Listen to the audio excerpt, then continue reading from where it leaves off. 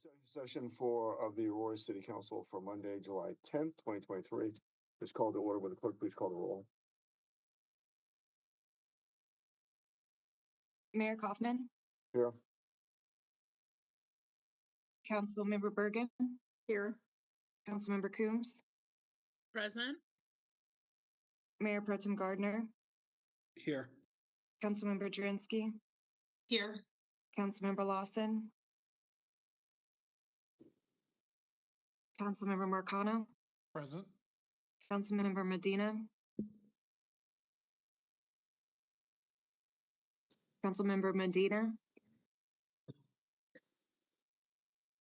He's saying here, Katie. I can't hear him, but I can see him mouthing it. okay. We'll count you as here, Councilmember Medina. Councilmember Murillo, Present. Councilmember Sundberg,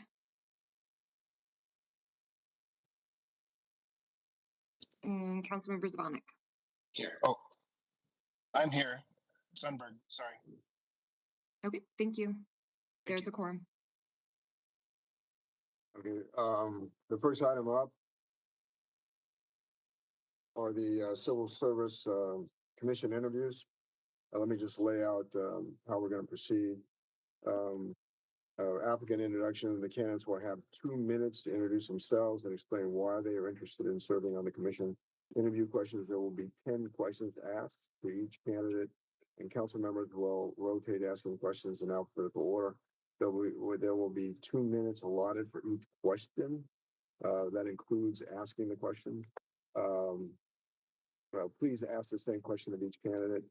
Final comments. The candidates will be given 1 minute to provide any final comments they would like to make. They can also provide clarification or an explanation of anything that came up on their background report.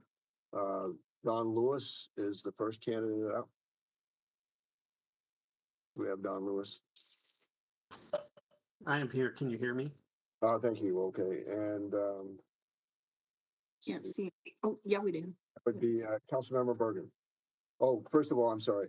Let me, you have 2 minutes to introduce yourself and explain why you were interested in serving on the commission. Please proceed, Mr. Lewis. My name is Don Lewis. I'm in Ward 3. I've met a couple of the council members previously. Good evening, everybody. I'm glad to be here with you. I spent 23 years in law enforcement in Lakewood, here in the metro area. And I also was a high-tech crimes training specialist, and we did training to law enforcement agencies across the country at all levels of law enforcement, from local to federal. I am certainly interested in the Civil Service Commission position because I see value in it. I also understand that with the process that we have, it does create some long time frames, and I know in the past there's been some discussions about allowing the police department some of the functions that are currently with the Civil Service Commission, and I'd certainly like to work with the Civil Service Commission to minimize some of those time frames and make the system, the process, more efficient. Thank you. Councilmember Bergen. Thank you, Mayor, and thank you, Mr. Lewis, for applying for this really important commission. My question is, the commission is responsible for conducting hearings on discipline appeals that are filed by the police officers and firefighters after they've received a discipline order from the chief. In these hearings, the employee and the department present evidence of their case, typically through their attorneys.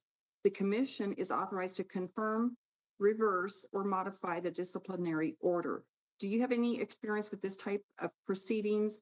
And secondly, do you believe you could be objective in such matters? I certainly believe I could be objective. I have worked when I was with Lakewood on a number of personnel investigations, which resulted in disciplinary action.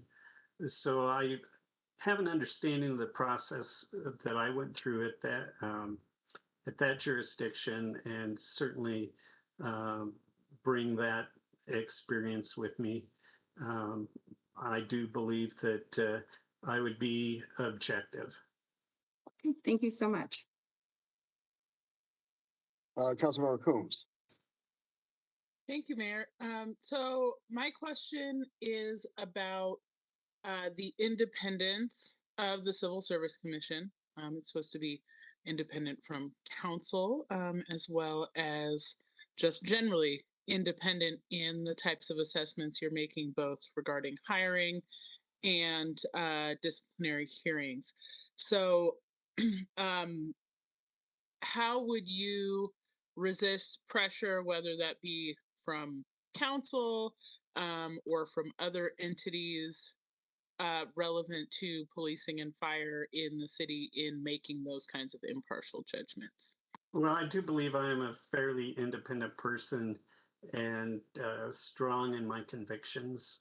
I do believe that integrity is the most important thing that we have. We certainly should come into the process and look at the evidence and base our judgment on the evidence rather than outside pressure.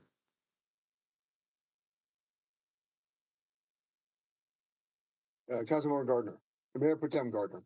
Thank you, Mr. Lewis, for for your application.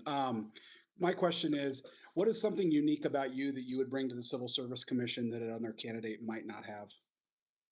I would say my experience in law enforcement and understanding the hiring process and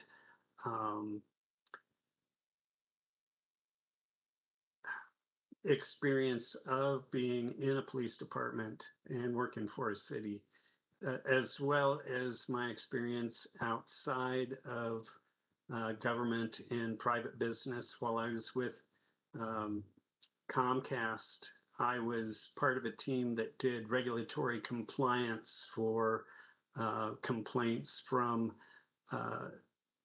multiple agencies like the State Attorney General, the FCC, the Better Business Bureau. So I do have experience looking at situations and trying to resolve things to benefit the customers as well as the company. Thank you. Councilmember Jernsky. Yes, thank you. My question is, under any circumstances, should we ever lower our hiring standards? I would say we should not. Integrity is the most important thing in our employees. Lowering the standards does weaken the quality of the candidates that you get. Councilmember Lawson. Thank you. Thank you, Dawn, for applying for the position. My question to you is, what other experience do you have, or what other skill sets do you have beyond your law enforcement background that you could provide to the commissions, particularly in the areas of policy writing, interpretation, and coordinating policy? While I was in law enforcement, and I know you asked outside of law enforcement, I was in the scientific working group for digital evidence, where we created standards and built cooperation between law enforcement agencies throughout the country. We did write standards and processes to most accurately collect and document evidence. So I would think that that would benefit me. I do understand and have been involved in a number of investigations, personnel investigations throughout the years with human relations in different companies, as well as during my law enforcement career. So I do have a background that has experience in those areas. Thank you. Councilmember McConnell. All right, thank you, Mayor, and thank you for applying, Don. My question for you is, are you familiar with the consent decree and the provisions of the decree that impact the Civil Service Commission's role in the hiring of new civil servants? And could you explain your understanding of those recommendations? I am familiar with the consent decree. I have not read specifically the requirements for the Civil Service Commission. While I was with Comcast, I also worked under a consent decree in the area of customer service because their customer service was so bad at one point. The FCC did have a consent decree, and we worked through that. So I have an understanding of some of that process. All right, thank you. Councilmember Medina. Thank you, Mr. Lewis. Can you hear me, everyone? Yes. So I make sure. Yes, thank you for applying. My question is, how would you ensure transparency of the commission's outcomes and process regarding the public? Well, I think everything needs to be documented so that you do have transparency. I do know that there are sensitive issues whenever you have personnel, and so we'd have to look at how those things are related. But under current law in Colorado, I understand that the meetings are open to the public. At least reporting out of the meetings is open to the public. Thank you. Councilmember Murillo. Thanks, Mayor. And thank you for your time. Can you describe any experience you have in mediation processes between management and labor organizations? I was a member of the Teamsters when I worked with UPS, but that's about as far as those things went. At the time, UPS and the union, the management and the union were getting along better than they are today. So I have just the knowledge as a union member with that. Councilmember Sundberg. Thank you, sir. Hi, Don. You mentioned integrity as a quality we should look for. What are some other qualities should we have in police and fire staff?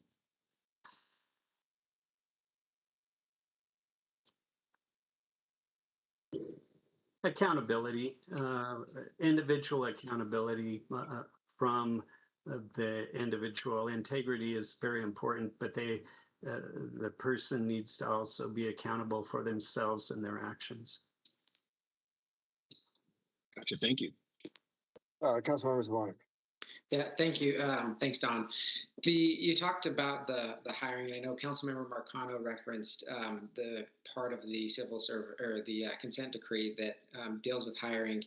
And so I wanted to ask kind of a specific question around that, just because you touched on it in your introduction, is that do you view that role, the Civil Service Commission's role within hiring, as a advisory role or a decision-making role when it comes to our police and fire department? I certainly appreciate the question there, Councilman Savanik. Reading through the documentation, the bylaws of the Civil Service Commission, it looks like it is a decision-making role.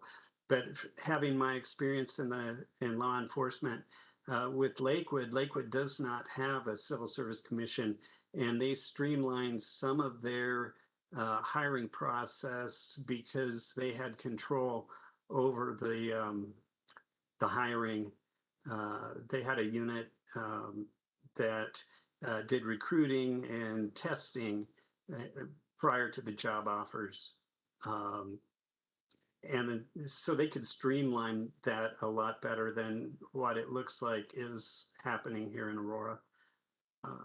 So I would certainly be a proponent of working more on a coordinated level between the Civil Service Commission and the police department to streamline what we're currently doing. Okay. Mr. Lewis, you have 1 minute to provide any final comments that you would like to make. You can provide clarification or an explanation of anything that came up or on your background. I think we've covered things adequately here. I appreciate the opportunity to meet with y'all this evening, and I guess I have one question. What is the next step in the process? I think staff will brief you on that. We'll make sure somebody gets in touch with you. Okay, and thank you very much again. I appreciate your time. Y'all have a good evening. Thank you. Is Sergeant Paul Poole available? Yes, we are letting him know he can log on to the meeting now. Okay.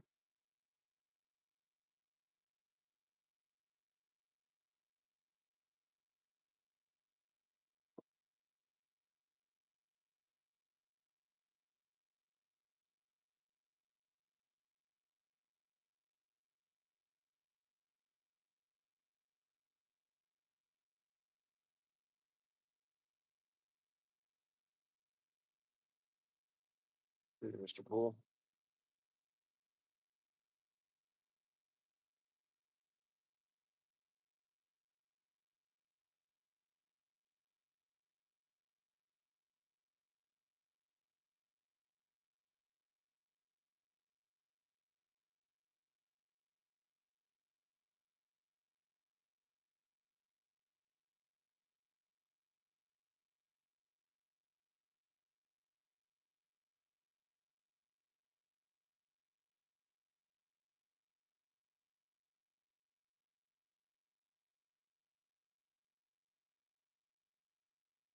Okay, I see Paul Poole on the meeting. Paul, are you there? Yes, I am. Okay. Mr. Poole, thank you for applying. You have 2 minutes to introduce yourself and explain why you're interested in serving on the commission. My name is Paul L. Poole Sr. I have chosen to join or at least attempt to join the Civil Service Commission after a significant amount of encouragement by a number of folks. My background with the police department, I'm recently retired after 41 years in the department, and I have served in a number of different assignments within the police department. And prior to joining the police department, I was also involved in social work and was also the director of the East Side Action Center in Five Points in the early 80s. Especially with my experience that I had working in the recruiting and background investigations unit, I supervised that for about 2.5 years, from 2007 to about 2009. And also my collaboration with the recruiting unit in my most recent or latest assignment prior to my retirement. In the community relations section, I was working directly with the officers who were recruiters for the police department. And with some of the other endeavors that I've been involved in with the National Organization of Black Law Enforcement Executives, I'm an associate member of that organization, and also with the National Black Police Association, as well as other organizations throughout the nation and locally. I believe that that litany of items that I've mentioned provides me some background to be able to perform the duties of that commission. Thank you. For the first question, Councilmember Bergen. Thank you, Mayor, and thank you, Mr. Poole, for applying for this important commission. The commission is responsible for conducting hearings on discipline appeals that are filed by the police officers and firefighters after they've received a discipline order from the chief. In these hearings, the employee and the department present evidence of their case, typically through their attorneys. The commission is authorized to confirm, reverse, or modify the disciplinary order. Do you have any experience with this type of proceeding, and do you believe you could be objective in deciding these matters? Well, to answer the latest question first, I pride myself with a level of objectivity. I've always been able to do that even prior to becoming a law enforcement officer, but then definitely have been able to exemplify that skill set because of the profession, and am fully aware of how important objectivity and fairness is. Um, my only involvement with that process that you mentioned has been review of said processes when I was involved in background investigations uh, back in 2007 to 2009.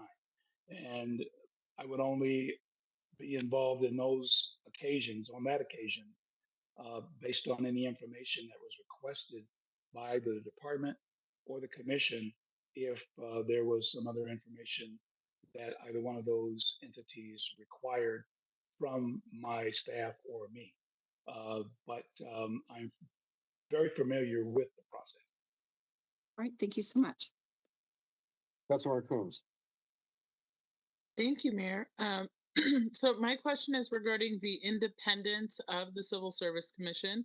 The idea is that you are making decisions about hiring as well as discipline independently as a body. So nonetheless, there are folks that may attempt to influence your decision making, whether that be council or people connected to the police and fire departments.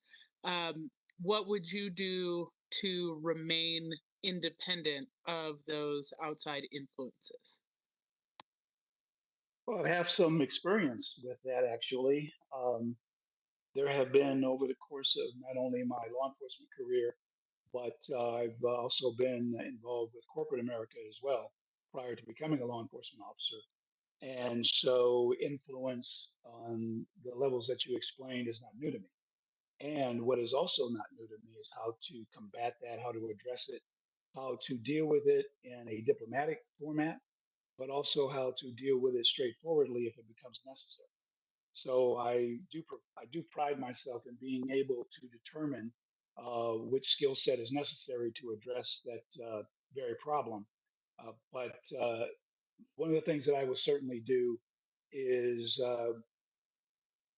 evaluate the necessity for that level of influence coming from whoever and from wherever that influence presents itself, and then explain my position, and especially continue to reiterate the importance of that objectivity and independence. If that doesn't work, then I know that there are policies, procedures that are in place to make sure that that level of influence no longer continues if it's going to be something that would undermine the process. Mayor Pro Tem Gardner. Thank you, Mr. Poole, for your application. My question, what is something unique about you, a skill set or experience you've had in the past that you'd bring to the commission that another candidate might not have?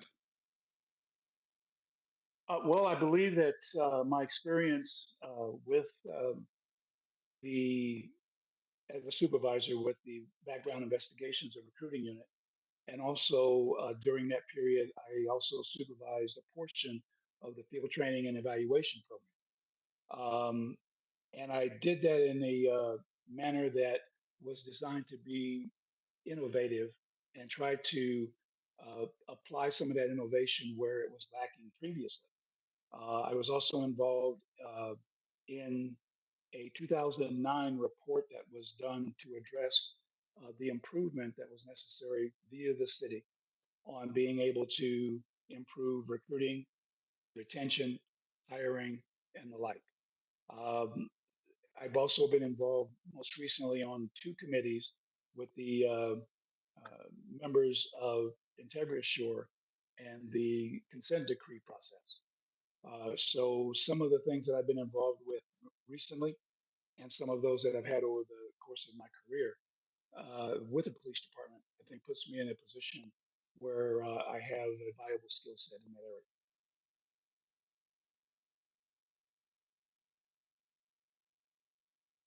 Councilmember Jureski. Yeah, thank you. Hi, Paul. My question is, under any circumstances, should our hiring standards be lowered? When you say lower, could you be more specific? Under any circumstances, should our hiring standards be lowered? Well, presently, especially with regard to education, high school education is the educational requirement, and then age and all the things that are listed are presently uh, being utilized to encourage people to apply. And it also opens up the number of people who are going to be viable for that particular position in entry level. Um, to lower it beyond that, some of the things that are listed on the present Civil Service Commission list and what's also online with the city, would not lower it from any level that it's at right now. I think that there's always a necessity to look at reviewing qualifications, especially when it comes down to being competitive with other agencies, not only in the metro area, but nationally, since our department does do recruiting beyond the metro area of Colorado in Denver, in the Denver metropolitan area. But I believe that we need to make sure that we're always reviewing our qualifications. But to lower them, in my opinion, anytime there's even a conversation around those kinds of things, then that's also going to affect service to the community. And it's also going to address the ability for us to be able to train individuals to be able to do the job as required. So by lowering standards, especially accepted standards that are present now, is only a recipe for disaster. Councilmember Marcano. Mayor Lawson's next. I'm sorry. Oh, Councilmember Lawson, I'm sorry. Okay, that's okay. Thank you, Mayor. Thank you, Paul, for applying for the position. My question is to you. I know you have a lot of experience in law enforcement. What other skill sets do you have, particularly that is involving interpreting, writing policy, creating, and also coordinating policy?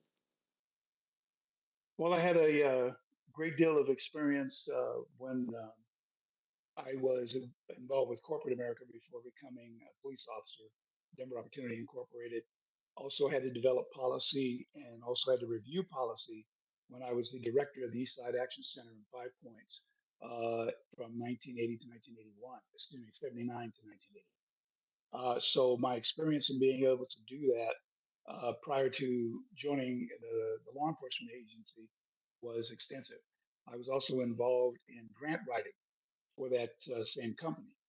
So I had to review policy. I had to review a number of different adjunct pieces to be able to develop not only a policy development, but also to put together a review of policy and to also make sure that it was adhered to by staff that worked with and under me. So I have prior experience, and then some of those skill sets were evolved after becoming a member of the National Organization of Black Law Enforcement Executives. As an associate member, we reviewed policies nationally from other agencies when asked to do so. Councilmember McConnell.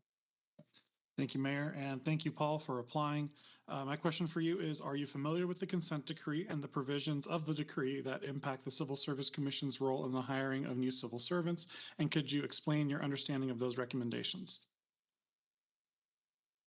I haven't been as much involved recently, obviously, but for the time that I was involved on the two committees in working with Integria, sure, and also members of the community, I was able to glean the information that was established from the negotiations between the Attorney General's office and the city attorney's office relative to coming up with a compromise to develop the consent decree. I'm familiar with the time frame relative to from development to end product and how that product has to be reviewed on a pretty regular basis.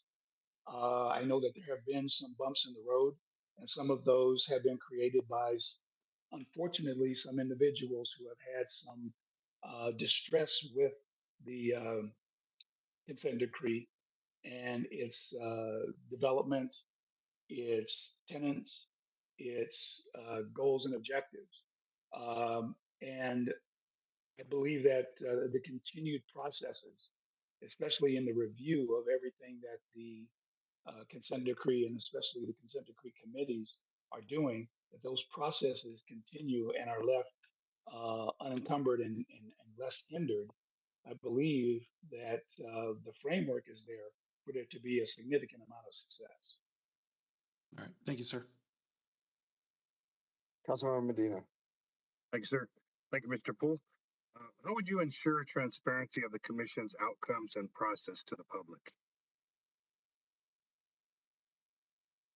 Well, with any transparency, communication is critical. You cannot speak to transparency and not be able to back that up with a level of communication with all parties involved. And that's just not with the community, but that would include people like yourselves, policymakers, lawmakers, members of the community. There has to be a cohesive direction toward that level of transparency. But it's also a tricky process. Not everyone looks at transparency in the same way. Everyone has a different definition of what that looks like. And the only way that even what that looks like to different people can be achieved is that there has to be a level of communication even at that point. So, whatever conversations anyone's going to have around transparency, there has to be at least an established platform, a foundation of what that looks like with the powers that be, with any individuals that are going to be engaged in transparency. And then once that's established, especially from a fairness and objectivity standpoint, once that's established, then the communication, especially with the community, is critical. And there must be a great deal of support levied on behalf of those individuals directing that transparency to make sure that everyone's on the same page. Thank you. Councilmember Morio. Thanks, Mayor. And thank you for your time. Can you describe any experience you have in the mediation process between management and a labor organization? Yes. I have had multiple meetings over the course of my career with the police department in being a member of BAFABA, Black Employees for a Better Aurora, and also as a member of NOBLE, National Organization of Black Law Enforcement Executives, and having conversations with board members over the years of both the Aurora Police Association as well as the FOP. In addition, the development of the FOP, myself and a Lieutenant Brett Jeans were the ones who started the present FOP Lodge. So I have some experience with the collective bargaining piece. I have some experience with how unions operate, and also with some of the level of collaboration that I have with national organizations that I've already mentioned, as well as local. I can also establish and understand how critical it is to have that a variety of education, experience, and other pieces of the puzzle, if you will, to be able to effectively interact with law enforcement units and associations. Councilmember Sundberg. Thanks, Mayor. Hi, Paul. I read in your application and heard in your opening statement as to why you want to run for this position. You indicated someone had asked you to or suggested that you do so, and then you went right into your qualifications. Can you help me understand what your motivation is, why you want to do it, and perhaps what you want to achieve? Well, I hadn't really considered it until I was asked. And then as I started to consider it further, I thought that I believe that I could really contribute uh, with what I would bring to the table um, with the commission. I think that, especially with my background, because we're talking about someone who just recently retired. And so I wasn't really thinking about doing much more than what I'm already involved in. I sit on several boards locally as well as one nationally.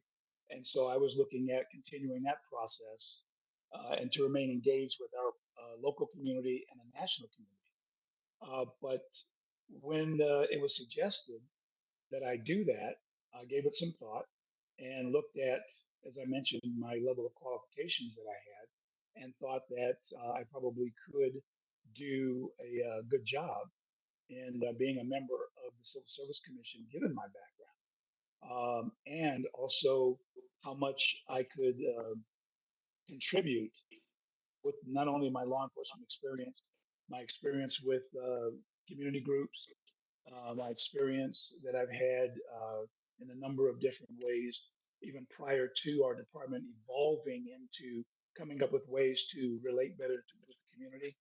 I have to say, unfortunately, in the early part of my career, the Aurora Police Department did not do a very good job with regard to that. And I'm very proud have been a part of a group of people who started that process back in the early 80s. And that process continues and has improved to this day. So I guess to finalize my answer, the fact that I was asked got me to thinking more about how it could work out rather rather well for not only my involvement with it, but I believe that the commission itself could benefit from my participation. Councilmember Zavonic. Yeah, thanks for your application and time this evening, Mr. Poole. When you think of the Civil Service Commission's responsibilities as it relates to hiring, do you view it as an advisory role or a decision-making role? Actually, I see it as both. Advisory primarily, but the commission should be in a position to assist in decision making.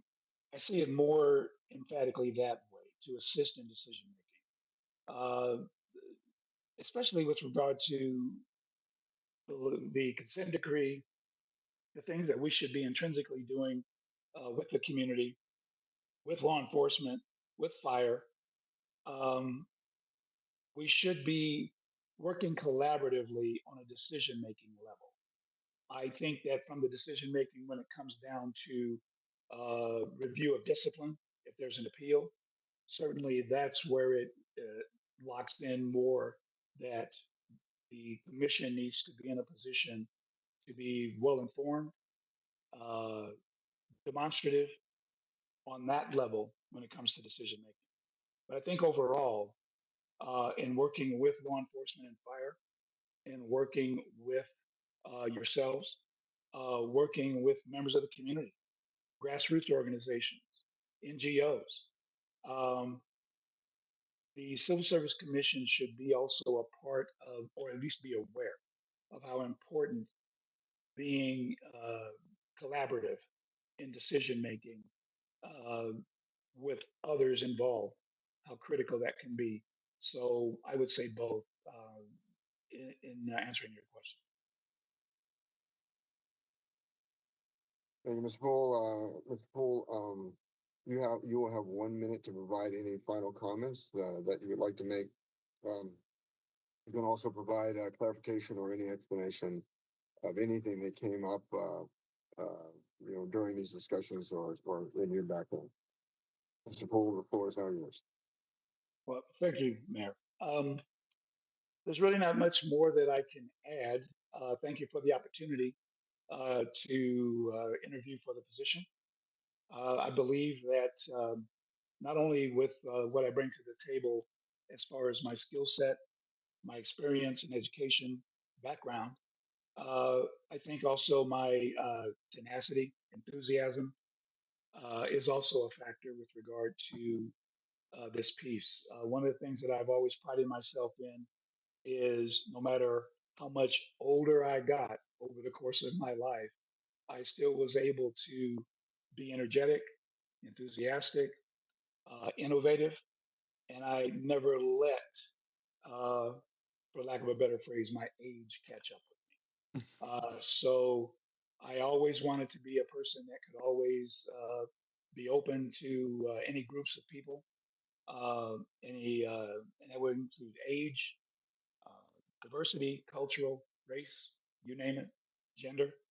I believe that those kinds of things, in addition to the others that I've mentioned already, put me in a very demonstrative position to be able to serve as a commission member and to do so to the best of my ability. Mr. Hall, thank you very much, and thank you for your service to the Aurora Police Department. Thank you for saying so, and thank you for the opportunity, and good evening to all. So Patricia Stevens, She is logging on to WebEx right now.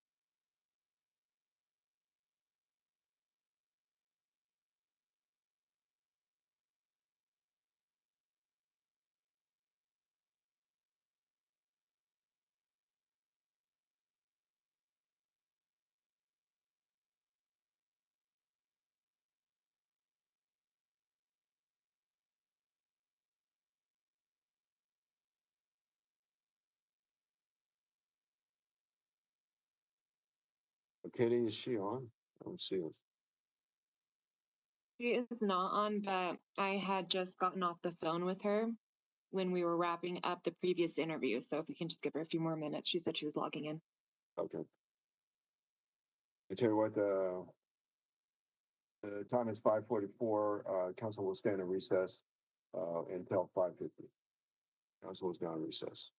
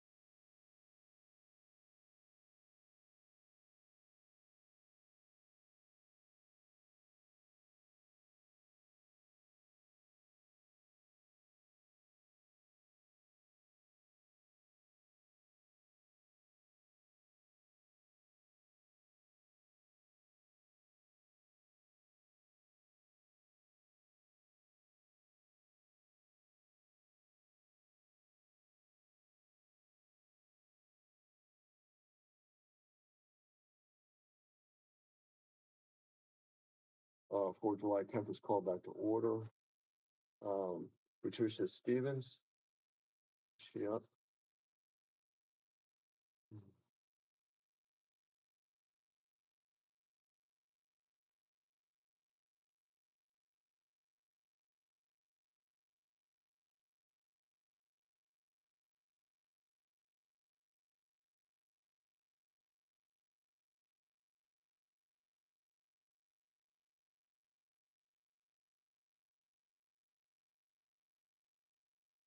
Okay, got it. Thank you so much. Okay, Patricia Stevens, thank you so much for applying. Hello, sorry for the delay. Computer issues. No problem. You will have 2 minutes to introduce yourself and explain why you were interested in serving on the commission. Please Oh, I'm proceed. so sorry. With my computer issues, I lost everything. Oh no. Just one moment. I do apologize. Ugh.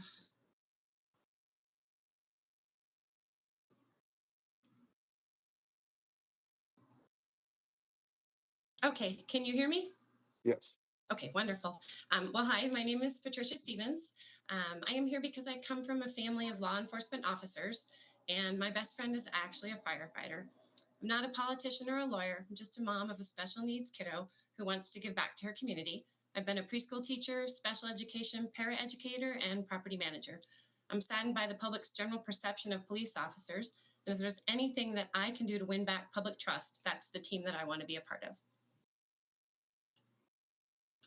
Thank you very much. Councilmember Bergen, first question. Yes, thank you for applying for this important commission, Ms. Stevens. You'll be hearing from all of us with a question. But my question is basically about the commission, or I should start all over. The commission is responsible for conducting hearings on discipline appeals that are filed by police officers and firefighters after they've received a discipline order from the chief. In these hearings, the employee and the department present evidence of their case, typically through their attorneys. The commission is authorized to either confirm, reverse, or modify the disciplinary order. Do you have any experience with these type of proceedings, and could you be objective in this type of matter? Well, I was in property management for over a decade. In addition to being responsible for the team building and training, I was also responsible for the disciplinary action. I'm definitely able to take in all the facts and be objective. All right, thank you very much.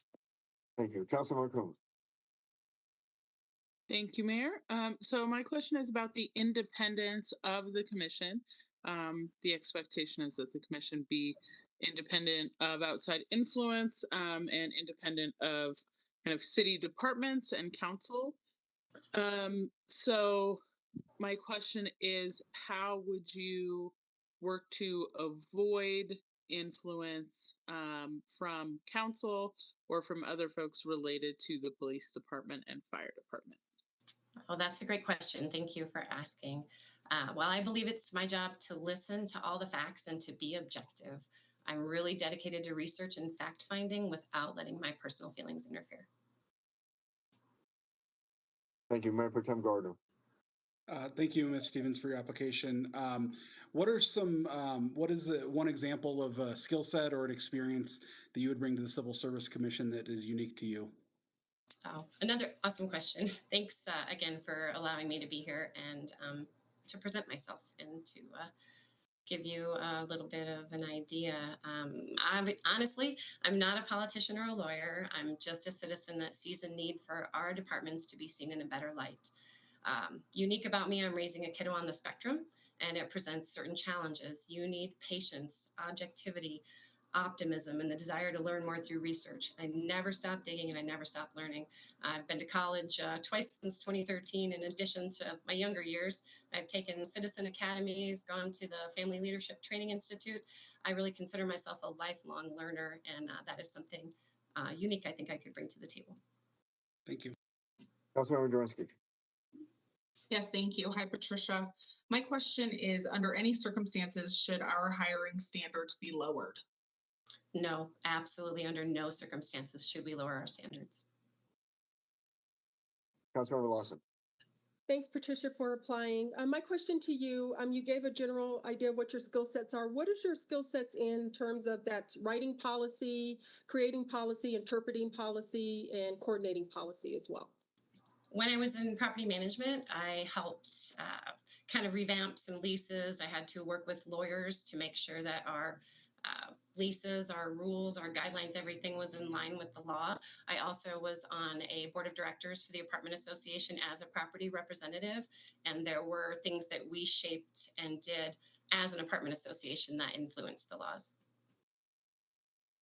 Councilmember Lawson. It's Marcano. I'm sorry, Councilmember Connell, you did. Okay. Thank you, Mayor. And thank you, Patricia, for applying. My question for you is, are you familiar with the consent decree and the provisions of the agreement that impact the Civil Service Commission's role in the hiring of new civil servants? And could you explain your understanding of those provisions? I am familiar with the consent decree. It's my understanding that it was put in place as a way to be more transparent to our community. Also a way to let them know that we see that there are issues with the department and that we are working with another entity to address those issues. All right, thank you. Councilmember Medina. Thank you, sir. Thank you, Patricia. My question is, how would you ensure transparency of the commission's outcomes and process to the public?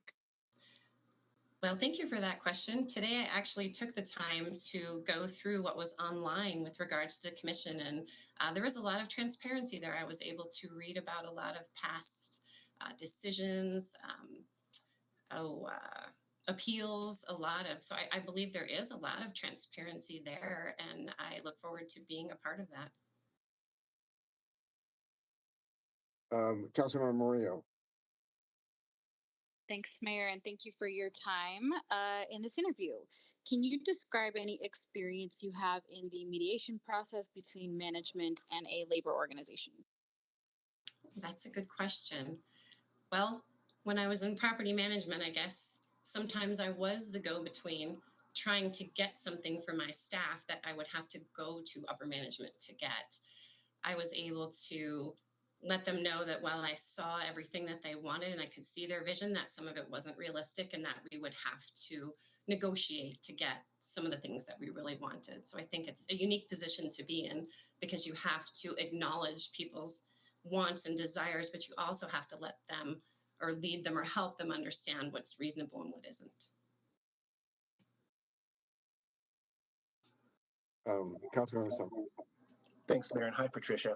Hi. Patricia, when it comes to the hiring of police and fire staff, what are some important characteristics or qualities we should look for in those people? That's a great question. As I mentioned, I have family in law enforcement. I would have to say one of the first requirements is sense of humor, but I know that we're being serious here, so it would be more integrity, accountability, honesty. I would want them to have a genuine desire to serve the public, to understand what their role is. But I would also want them to know that they're part of a team and that if they're a strong link, they will help create a strong organization. Thank you. Councilmember Zavonic. Yeah, Patricia, when it comes to the role of hiring, do you see the Civil Service Commission's role as an advisory role or a decision-making role? I believe that our role would be to work closely with police and fire departments as well as council when necessary, but council are the ultimate policymakers. Thank you, Patricia. Patricia, you have 1 minute for any closing remarks. Well, I believe it's important to hold our first responders accountable for their actions. I believe there's a need for the public to see our departments in a more positive light. And I really want to work with other people to find these real solutions to the problems that our department faces. I think that having more of a layman's view, someone who is part of the community, sees it every day, but also has some law enforcement in the family as well as firefighters, that I could bring a unique perspective and be able to see both sides and be objective. And I look forward to helping out my community. Bishop, thank you very much for participating today, and thank you for your interest in serving on the Civil Service Commission. Thank you for this opportunity. I'm really excited. Thanks. The time is now 6 o'clock. Why don't we take a break until 6:15? Council stands at recess until 6:15. Mayor?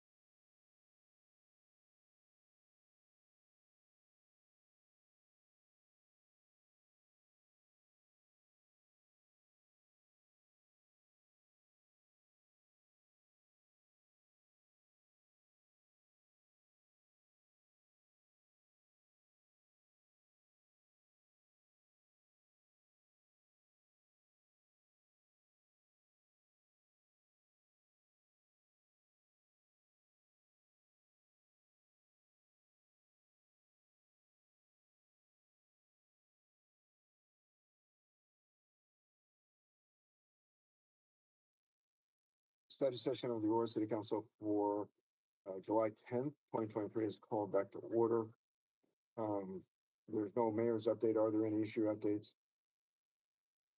Seeing no issue updates, is there any objection to moving the consent calendar forward, item number 4A to item number 4F? Seeing no objection, the consent calendar will move forward to item number 4A to 4F. Items from the Policy Committee, update charter language to be gender neutral, ordinance for 2023 ballot. Councilmember Allison Kuhn. Thank you, Mayor. So, unfortunately, I was not able to present this item before to study session. But ultimately, it's a very simple change. The changes aren't very many.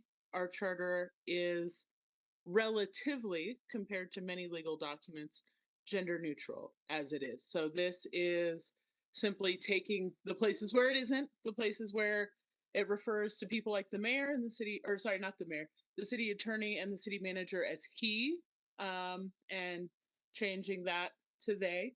We know that a person may not be a he, that is our mayor. Our city manager, our attorney. We've already had a woman mayor before I was alive. But so that those folks may very well be folks that are not men. And in addition, the few places where the charter uses the language he or she, changing that to they is consistent with actually how we use the English language when we're referring to an indefinite person. Right? So if you say, oh, someone left their keys on the table, I hope they remember to come back and get them. That's what you would say if you didn't know who the person was, right? If you didn't know that person was a specific individual, then you'd probably say their name and whatever pronouns you use for them. So it's consistent with the way we use language to refer to indefinite people, which all of the language in the charter is referring to indefinite people by its nature, right? It's not written for someone specific. It's written universally for everyone, all of the residents in our city, all of the employees. And so we want to use language that is inclusive of everyone because it's universal language. And so for that reason, I hope that I can get the support of my colleagues in creating language that just is universally inclusive of all people within our city charter. And with that, I'll take any questions. Further discussion, questions of the sponsor? Seeing none, is there any objection to moving item number 5A forward? Seeing none, item number 5A will move forward. Item number 5B, Havana Street Corridor Study Final Report. Thank you. Let me try to share my screen.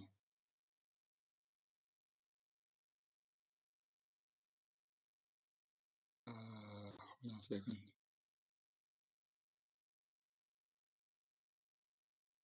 Okay.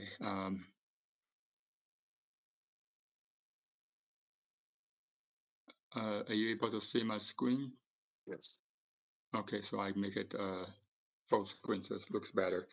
Okay, good evening, Mayor and Council.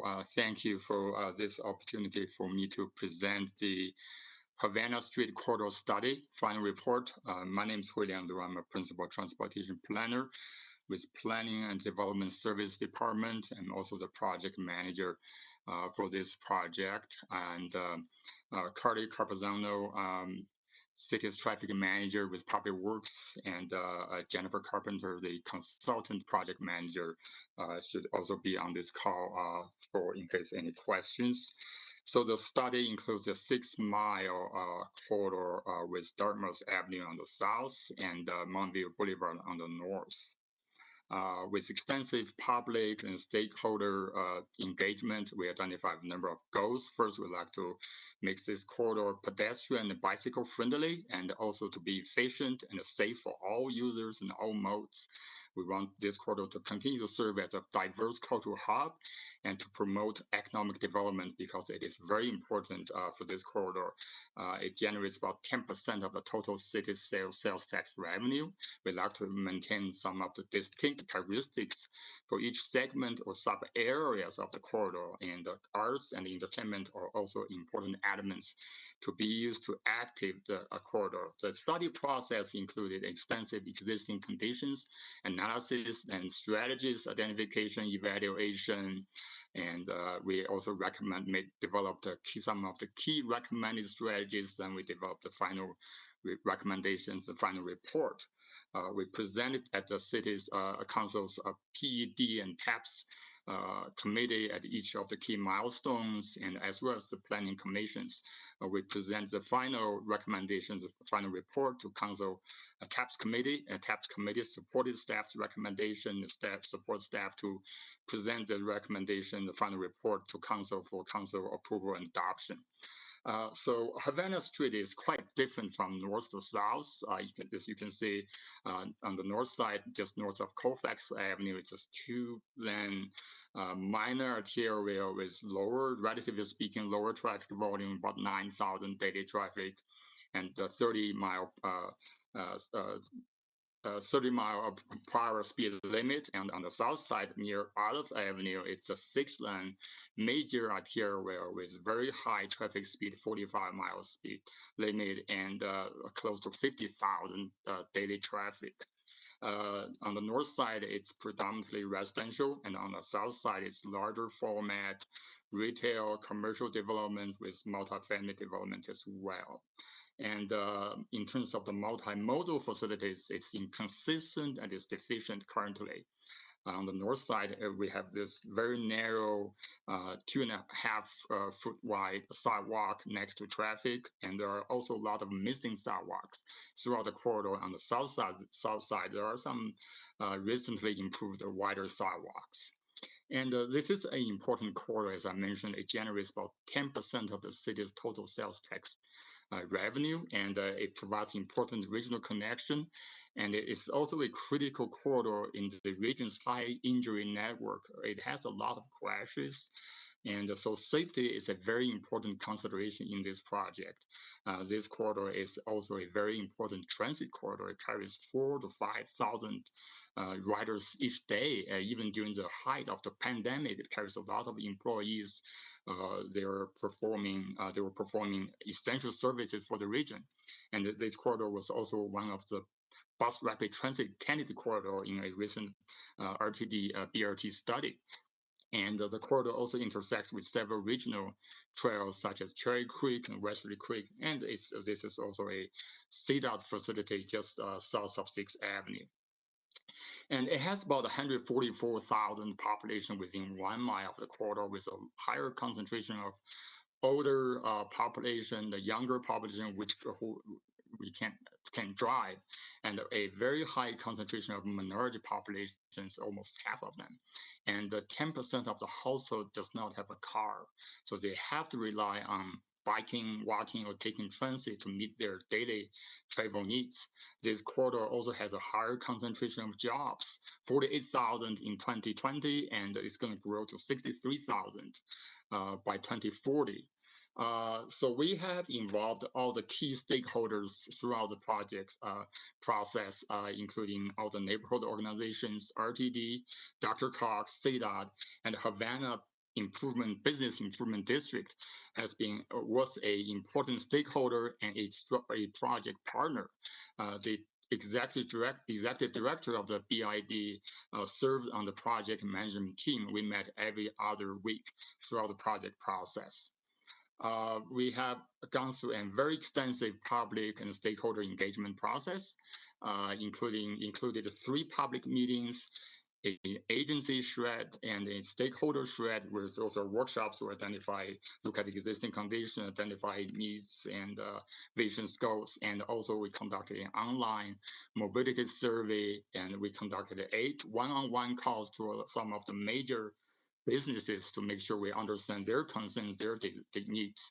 And the Metro Quest is a online interactive mapping tool for the public to identify their concerns and needs spatially. So here's the vision for through identified for the Havana corridor in 2040. By the project, we want Havana Street to be served as a destination for a broader range of users and services, and which will be accessible by all modes and all users, and people can safely and conveniently access Havana by walking, and taking transit. And drivers need to drive safely, and they need to drive at a speed which is appropriate for their surrounding land use context. Currently, the Havana Street pedestrian conditions can be very stressful, with inconsistent sidewalk widths and narrow sidewalks next to traffic. And the crash data shows, although it's only a small portion of the total crashes for the corridor, but it accounts for almost 1/3 of the total fatal crashes. So safety is a very important aspect, consideration for the study for pedestrian. And for bicyclists, it's very similar. It counts a very small portion of the total crashes, but a higher percentage of total fatal and injury crashes. And as I mentioned earlier, Havana Street is a very important transit corridor. It has very high ridership, again, 4,000 to 5,000 daily riders, but it has currently very limited amenities with poor lighting, lower traffic speed, longer delays. But the good news is the city has just recently completed a transit improvement project for the corridor, and with the funding from Dr. Cog, RTD, and the city local match, which will make the buses going through the intersection faster, and we also made some improvements for some of the bus stops.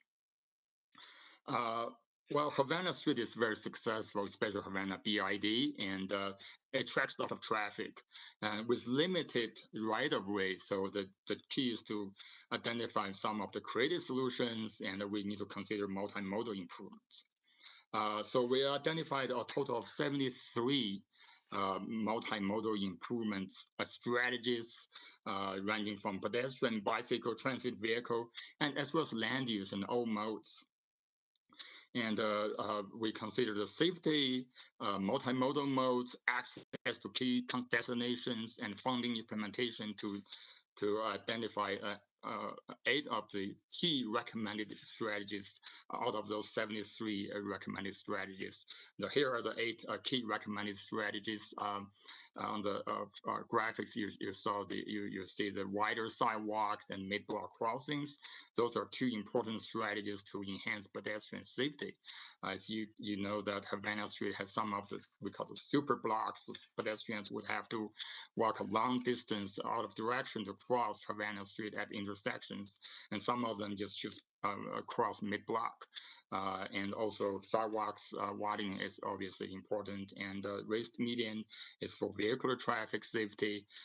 Bobbles or curb extensions is a strategy to reduce the pedestrian crossing distance and slower traffic. And transit stops and wayfinding signs, those are also improvements identified.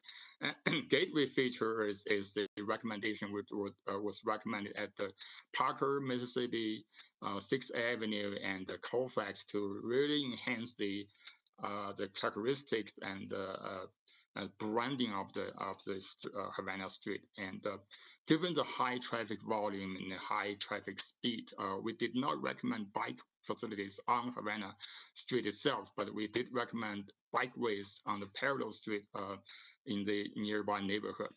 So we, those to implement those 73 recommended strategies, or the 8 key recommended strategies, it needs money. So we identified a number of potential funding options from the federal source, regional source, Dr. Carr, and state. And also we identify the maintenance responsibilities, because it's important to maintain those improvements for different improvement categories. The study has actually served a very important foundation for us to already secure funding, such as this $1.6 million state-out funding through the Revitalizing Main Street grant to install 8 locations for curb extensions. And also we secured $6.6 million sidewalk widening projects to improve some of the missing sidewalks, construct new sidewalks, widening sidewalks, 4 locations on Havana Street. So with that, I'd be glad to answer any questions from the council.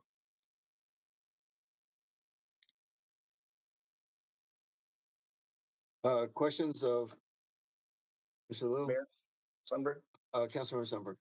I was just curious with the widening of sidewalks in certain areas. One of the photographs you showed a utility pole and some front yards. And would there have to be much eminent domain action here, or how is that possible in some of these areas, especially up north? Yes, this area obviously is within the city of right-of-way. We look at the city of right-of-way and the front yard. Most of the improvements identified in terms of widening sidewalk, they're within the city's right-of-way. However, there are improvements like private fencing or mature trees. They were installed over the years, and so we need to be very sensitive with those situations. So we need to be context sensitive.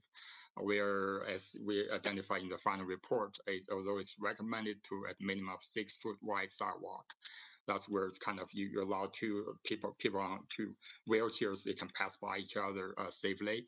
But if we have to go down to 4 feet, we will do that. So we're going to need to work with the property owners on a case-by-case basis to when we are getting down to specifics. Thank you. Further questions? Mayor. Councilmember Kano. All right, thank you, sir. Thank you for this presentation. I'm really, really excited to see the outcome of this.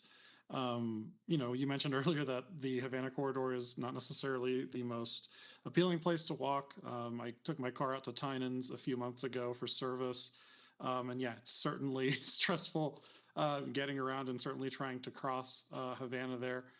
So I'm really excited to see, gosh, at least I'm hopeful that we will see some of these changes to include the bulb outs, the mid-block crossings, and of course, eventually a BRT line here connecting up to Colfax. So I did want to ask a little more about the northern end of the corridor, since really the context, as you pointed out, for Havana is very different when it really transitions into what was like it's a neighborhood street up, on the northern end, really. So how are we going to, I guess, with this corridor, with this plan, how do we transition out of, more of a Strode or an arterial into the neighborhood in a way that actually encourages folks to find alternative ways to get around and not cut through the neighborhood? Because I know Havana up in, Ward 1 in that part of town where it's much more of a residential use, is a source of council requests and just concern from the neighbors up there. So how can we help ease those concerns? And I think maybe this ties into a little bit with Councilmember Sundberg's question about the sidewalks, because I know we have a lot of right of way in these older neighborhoods and yards, but folks don't know that the city owns that. We've run into some of those issues in Ward 4 as well, with some of the neighborhoods that were annexed into the city that used to be unincorporated Arapahoe County. So, because I'm wondering, do we have the ability to widen the sidewalks, but actually reducing the width of the drive lanes so as to slow speeds and discourage people using those as through streets and kind of return them to neighborhood streets that are safer for the existing communities? Thank you, Councilmember McConnell. That's a very good question. We did identify a number of options for the northern part in terms of how do we widen the sidewalks. We can either go into the property line where we do have the right of way. However, there are some existing improvements, such as fences or mature trees, or there's an option we can even widen into the curbs. By moving the curbs, you will narrow the travel lane. Sometimes you have to maybe deal with parking issues. construction cost will be another important consideration. Obviously, whenever you move a curb, it's going to cost a lot more. So again, that's something I think when we have already secured TIP funding for a few segments where we started with the access to transit bus stops, because we thought bus stop is so important. So we kind of identified the improvements from a nearby intersection to the bus stops. And so that will be a good start. Then the next phase is maybe to improve the entire segment of that street segment of that block. So we're going to need to look into that, see if there's a potential for, by moving the curbs, to even narrow down the street, so really slow down the traffic. So, but very good question and thought. Thank you. Thank you again. Mayor. Councilmember Lawson. So Hulang, I just had a question. I know that you're going to be doing improvements to the sidewalks, and of course the bus shelters are going to be really important. Are you going to make sure that those are ADA compliant? Havana is a very dangerous street. I went up there people are just crossing the road. I can't even imagine someone who has to get to the bus and cross the street, and especially if they're in a wheelchair or any type of anything like that, to even get to the bus shelters, because it's so dangerous. So, I mean, is there going to be anything with ADA compliance within those bus shelters? Definitely, that's a requirement whenever we have, especially if we're using federal funding. I believe the city also has a ADA program going to look at all the street segments for ADA improvement. I think Sandy and Carly may have more information on that, but definitely for the bus stop area improvements, or if we make any improvements, they need to be ADA compliant for sure. Yes. Further questions or comments? Seeing none, thanks so much for the presentation. Really appreciate the work. Thank you.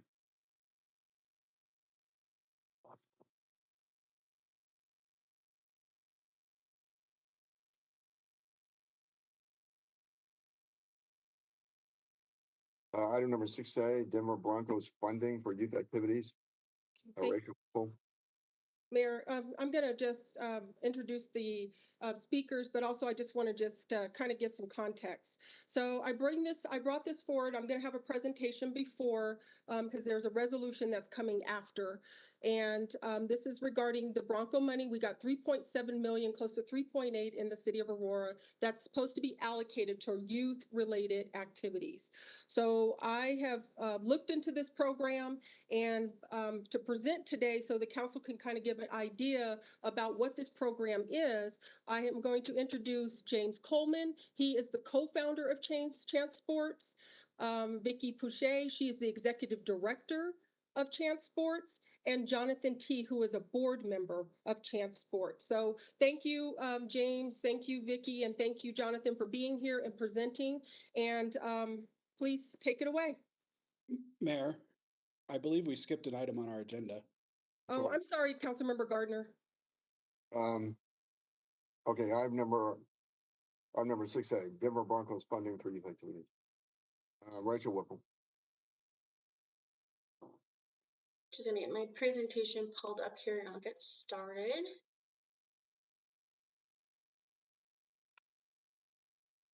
All right, good evening, Mayor and members of City Council. My name is Rachel Whipple and I'm one of the community engagement coordinators with the city.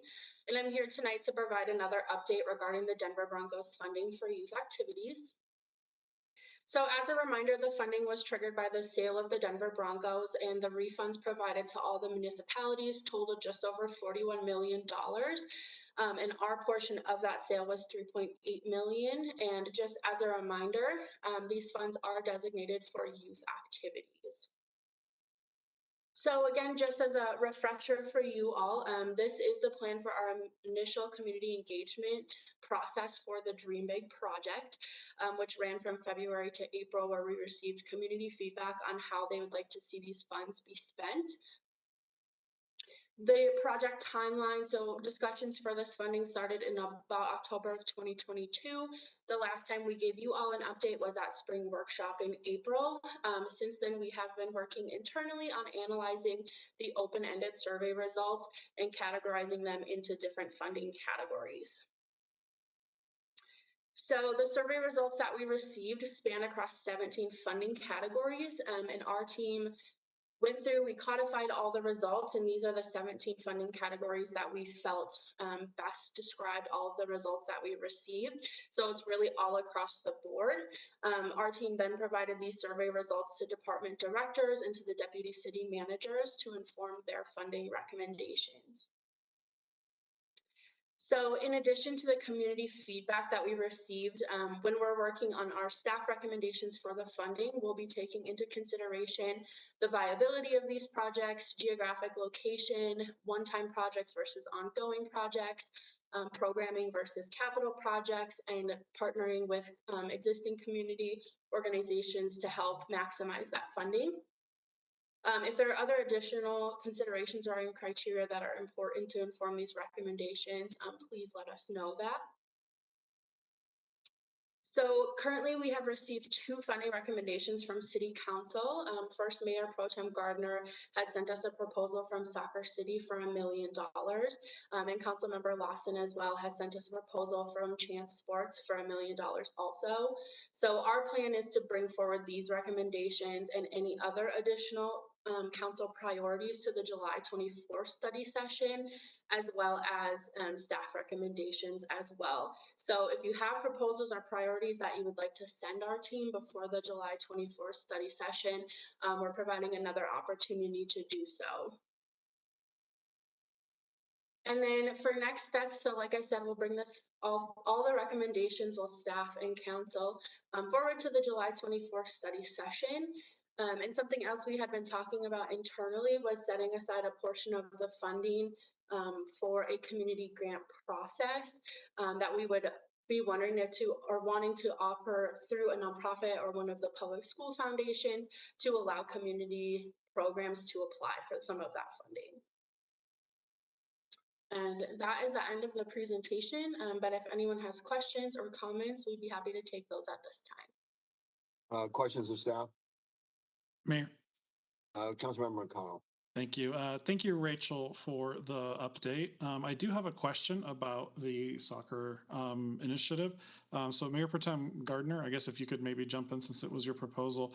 I'd just like to hear a little more about like what you envision and what we could get for $1 million. The reason I ask is I know that soccer is a huge sport in our city, and there's certainly a need, I think, for improved soccer amenities. So I'm wondering if that's kind of the direction that you're wanting to go in. Well, so correct me if I'm wrong, Rachel, but I think the expectation was that these items and then any other proposals were going to be presented kind of more in depth on the 24th. Is that we're not actually voting on the 2 kind of council initiated recommendations tonight, correct? Or are we? Because if so, I wasn't really prepared to make that presentation tonight. My understanding is we weren't doing that until the 24th. Okay. Councilmember Gardner, this is Jessica. That is true. We were coming back on the 24th with kind of a budget. We have to submit a budget to the stadium district by August.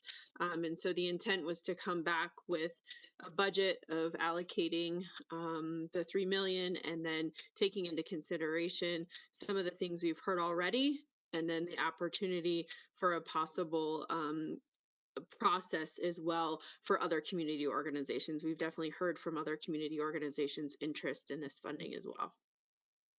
Mayor, can I? Councilmember Lawson. Yeah, I find it very interesting, Jessica, that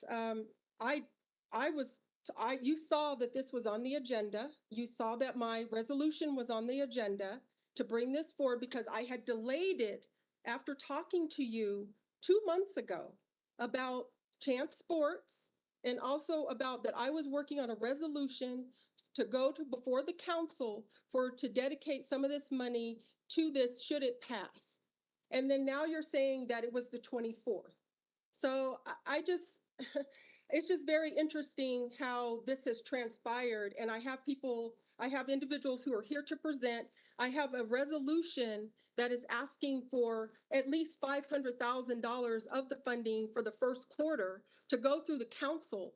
But then now you're saying, and we talked about this. I talked to Jason Batchelor as well. And then I bring the individuals here, and then now it's something different that we have to talk about this all on the 24th. I'm moving forward with my resolution. The council can decide what they want to do. This is not what I was told. Mayor? Councilmember Bergen. Yeah, I guess I'm a little bit confused because I didn't realize that we were also voting on these things. I thought we still had time to present proposals.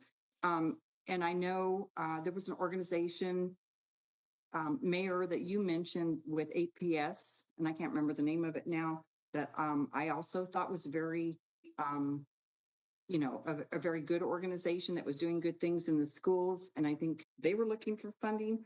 So I'm happy to hear all the presentations, but I would, if we only have 2 right now, I would like to have more consideration for others if there's $3 million to be spent. And Mayor, do you remember the name of that organization?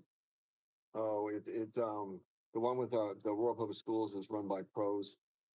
I'm trying to remember. Jessica, do you, Jason, do you remember the name of it? It pre-existed the passage of the mill levy increase for Aurora Public Schools that further expanded their after-school programs. You're talking about the after-school program? Crosswinds? Is it Crosswinds? No, What's that, Councilmember Medina? Compass. Compass. Sorry, Compass. That's it. The Compass program. Okay. You know, it does seem that I would hope that this all could wait. I'm happy to hear the presentations tonight, but if we could if we could decide them all at once during the upcoming workshop, I think it might be a little bit more efficient, where we could prioritize it. Is there objection to that? Okay, seeing no objection. You know what, Mayor? You know what? I will go ahead and pull my resolution. Really, thank you for the embarrassment, Jessica. Really, thank you, because that I do want Chance Sports to present. However, you know, whatever you did behind the scenes or whatever, I thank you for the embarrassment, because that is not what I was told. And you knew that I was going to bring this presentation forward with the resolution. So, so Councilmember Lustin, just to kind of clear this, we're trying to have a comprehensive package brought forward. So I think it makes perfect sense to have the presentation so we can learn more about them. And again, if there's anyone else that wants to bring forward different groups, I think it's helpful to get the presentation. And I knew you were bringing this forward. If council wants to vote on this part of the presentation and this part of the funding, then the plan was to bring back the remainder of the funds with some a sample budget of what could be put together. So Councilmember Lawson, we wanted to have the conversation with both together. And so that was the intention for tonight. You obviously can bring forward this separately, and council has the opportunity to vote on the resolution tonight. And if they wish to do that, then we will bring back a budget with the remainder of the funding of the Bracco funding for the 24th. I don't want to create any inequities, so I will pull my resolution, but Chance Sports, the individuals are here. So that I want them to present so the council can know about the program.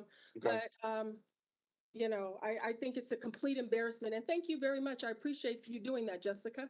Okay. So if I can introduce, Mayor, the Chance Sports is here, please. If I can introduce them, because they did take time out of their busy schedule today to come and present. We have James Coleman. Like I said, he's the co-founder of Chance Sports. We have Vicki Pouchet. She's also the executive director of Chance Sports, and Jonathan T., who is a board member. And please accept my apology to all 3 of you. I'm glad that you're here to at least present on the presentation. So thank you. Thank you so much, Mr. Mayor. May I speak? Please proceed. Thank you, Mr. Mayor. Thank you, Councilwoman Lawson. And thank you all for taking the time to hear from us. We love to present as many times as you want. So you want us to come and present on the 24th as well. And any other times you want us to present, let us know. But we want to make sure that this is brief. We know the hour is late. First thing we want to do is just say thank you for the opportunity to present about Chance Sports and share a little bit about what it is that we do. You heard that you have myself, also Vicky Pucci and Jonathan T here to speak with you briefly about what we do and then answer any questions you have, and also happy to follow up with any additional questions later. Before we get started, since this is an organization that is about youth and about sports, we'd love to take 5 minutes for everybody to stand up and just do some yoga really quickly. I'm just joking. Do not do that, Councilman Marcano. I'm already standing. Appreciate that. Yeah, everybody's doing a little movement. Okay, so I just got back in town like an hour ago from Albuquerque, New Mexico. My daughter runs track, so she medaled and is going to the National USA Track and Field in Oregon later on this month. My son, my wife, and my daughter are going to leave later on this week to drive to Kansas City, Missouri for a basketball tournament that he's in. And so we're going to take one additional young person from Aurora who lives in Aurora, who's on my son's basketball team. It's Colorado Mayhem. It's an Aurora competitive basketball team. And they serve from, middle school all the way up through high school and even younger. And so this young man who we're taking with us on this trip, if he could not go on this trip with us, we would not have a team and we would not be able to play. This is the conversation I had with my son last year when we launched Chance Sports, when he said, Dad, we can't keep a team together because competitive sports is so expensive. And so I went to a couple of friends, one of which was a good buddy of ours, probably all of us know Luke Ragland at the Daniels Fund. And I said, hey, brother, I'm looking for some funding to help my son's team be able to have players who can't afford, who are children from low-income families, to be able to play. What do you think? And he said, if you want to do that, we got to create an entire organization. And I was like, bruh, that's a lot of work. And he said, if you want to do it, we're willing to help support it because there is so much need. So we launched Chance Sports last year, and we've been blessed to give out scholarships to so many youth, many of which are in Aurora, and you'll hear from Vicky Pucci in a minute about that. But I wanted to set the tone with that story to say, when we look at our youth, in particular in the Denver metro area, in Aurora, we want to make sure we know where they are, because if we know where they are, then we know where they're not. We know they're not up to no good, doing things they shouldn't be doing. We know that they're in a good crowd. We know that they're learning. We know that they're growing, building team skills. And so for us, it's important that we continue to figure out ways to raise funds and scholarship as many youth as possible who are from children from low-income families. And so with that being said, thank you all for giving us the opportunity to share. That is what Chance Sports is about. I'm going to pass over to Vicky Pucci so she can give you some more details, and then we'll open it up for questions later. Thank you, Mr. Mayor, and all of the council people for allowing us to be here with you tonight. I'm excited about this opportunity. As James said, the mission of Chance Sports is simple. We provide financial assistance to young athletes from lower income households so they can access competitive sport. And I'll just define lower income households. What we've chosen as our financial eligibility guideline is 250% of federal poverty line. So by example, that's a family of 4 making $69,375 a year. So we're trying to capture that working poor in our guidelines. But for just a point of reference, the Aspen Institute Project Play says that by age 12, a low-income youth is 6 times more likely to drop out of youth sport for financial reasons than their middle or upper income peer. And as James said, that was the impetus, which he was seeing in person, but the data backs up behind why Chance Sports was formed.